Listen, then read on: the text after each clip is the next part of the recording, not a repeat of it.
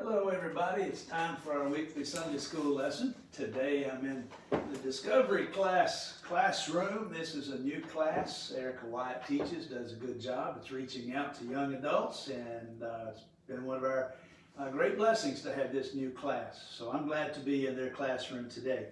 We are interrupting the study of Romans because Sunday is Easter, and as our lessons usually do, we jump to an Easter passage, and so today we'll be in Luke chapter 24 and be looking at verses 1 through 12. You can go ahead and turn to that, and I'll do a little bit of introduction and then just read a few of the verses, not all of them at all. We just don't have time. First, let me say that this lesson is a really good lesson. One of the better Sunday school lessons I've read in a long time. So I would encourage you to definitely read the lesson. It's in the regular adult study guide. And if you don't have one of these, let me know. We have several at the church. We always order a few extra. And so we have some, and I'd encourage you to pick one up and read it. I'm tempted to just simply read the whole thing. It is very well done. The title is Raised. And our summary sentence is, salvation comes through Jesus' death and resurrection. And then as the lesson writer moves us forward, he wants us to think about awe-inspiring sights, things that we've seen or experienced, and list them. And then he wants us to understand that the resurrection of Jesus tops that. And you can just use your imagination to think what it would be like to have been going to the tomb and finding the tomb empty. He says that the women who came to anoint the body of Jesus came expecting to find a stone that needed to be removed. Instead, they found a doorway to eternity. Now, the context for the lesson is the whole chapter of Luke, all the way, Luke 24, all the way through verse 53. But our lesson writer really ties it in well with what we've been doing in Romans. In Romans, we've been talking about sin. We've been talking about dying to sin, being buried to Christ, rising again. So it proves to be a really good study, leads up to Easter, and then we will go back to that next week. He also reminds us that Luke had medical training. As a physician, he was able to describe very well what happened during crucifixion. He was also a pretty good historian, and he did research, and he did that for this writing. And we find that with his medical training, the historical accuracy that Luke brings, what we have is a really good explanation. But then he says this, our writer says this, what happened next, though, defied human explanation. And surely it did, because it changed the world, changed history. We can tell what happened, but what it means is just almost beyond comprehension. So as you read this text, I would encourage you to do just what we're told to do in our lesson book, and that is to read the section 24, 1 through 12, and you can read beyond if you'd like. But he says to note the emotions expressed. Now, we're not going to do that here, but I really think that'd be a great personal study. Read 1 through 12, take a piece of paper and a pen, and note the emotions. They're varied. And just think about what the folks went through as they experienced resurrection. Now, the text is divided into 3 parts, which I think is typical, but this is a really good outline today. And the first part is discovered, the second part is reported, and the third part is confirmed. And it really works well in this text. And verse 1, chapter 24. On the first day of the week, very early in the morning, they came to the tomb bringing the spices they had prepared. They found the stone rolled away from the tomb. And they went in, but did not find the body of the Lord Jesus.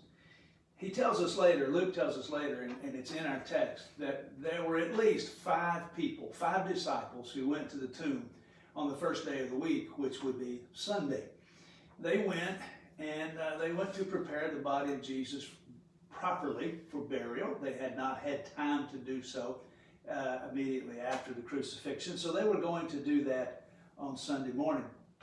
We know that there were 5 because there was Mary and Johanna, and then the other women. It's plural, so there were at least 2. There may have been more than 5, but we know at least 5 went. And as they went to do this, they needed to prepare the body, but also it probably brought a sense of closure to them. They needed this time. They didn't have it earlier. And so now they needed to do the proper burial procedures. That reminds us that funerals are still important for us today. We need funerals. We need to go to the funeral home. We need to have services. We need to have visitation. We need to have family and friends come and be with us. And we need that closure that comes with a formal ceremony. It's not just something we do. It's not just something that the culture does. It's something that we actually need. And it's most likely that these ladies needed this as well.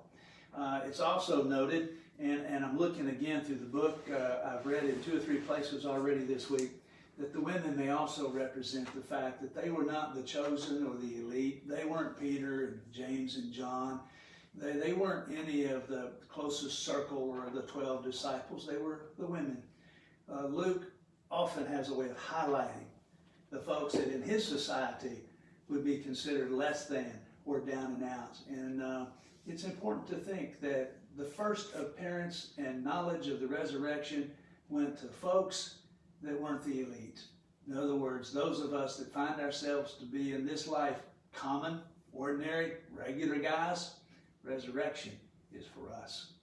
Now, as we continue on, we find that the ladies were worried about how they were going to move the stone. They had no clue how to do it. I think it's interesting that 5 women go to the grave site to move the stone and had no idea how they were going to do it when they got there. The Gospel of Mark tells us that. And so they had a big surprise when they got there.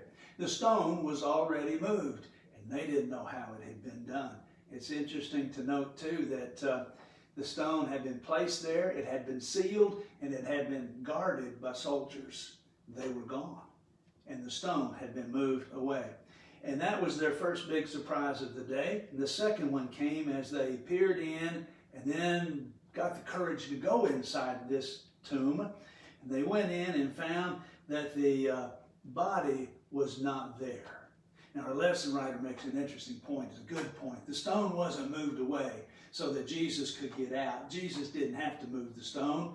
He was later on known to appear in rooms with closed and locked doors. He could just materialize where he chose to. The stone wasn't rolled away for Jesus to get out. Guys, the stone was rolled away so the ladies could get in. And later, Peter and John could get in. The second surprise then, as they moved in, was that there was no body there. The body of Christ had been gone. And our lesson writer notes that they had already suffered the loss of Christ through death, and now they lost his body. Well, when you do that study on emotions, you can think about that aspect of it as well, and include that, the surprise, the shock, the wonder. Where was he? What had happened? What has gone on? At this point, our lesson takes a short break. And we have a doctrinal statement, and it says this: Jesus was raised from the dead and with a glorified body, and appeared to his disciples as the person who was with them before his crucifixion. 1 Corinthians 15, 1 through 8. That's a key doctrine for us. It's important. Jesus wasn't different when he came back. He was the same. He was the same Jesus. And when we think about him before and after, think of him always as being the same. Now, the second part is reported. While they were perplexed about this, suddenly 2 men stood by them in dazzling clothes. And then it continues on as the angels spoke to the ladies and asked, why are you looking for the living among the dead? And it was then that they began to remember that Jesus had taught them these things. And I think it's a good thing here to recognize this. In the beginning of the Gospel of Luke, it was the angels that announced the birth of Christ. And now at the end of the Gospel of Luke, it is the angels who announce the resurrection of Christ. And if you look at Luke from a literary standpoint, then the beginning and the end are the pronouncements of the angels. You can think of it as a bookend or parentheses. And everything in between these 2 announcements is Jesus and his life and his ministry. And so that helps us to understand the gospel itself.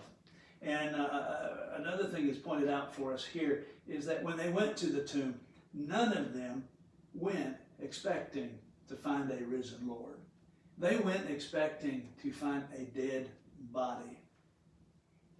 They should have known better. Jesus had taught them on several occasions that he was going to be resurrected, but they had forgotten. The other disciples had forgotten. Most everybody had forgotten. But you know what? Not everybody did forget. You know who remembered that Jesus said that he would be resurrected and that he would be back alive? It was his enemies.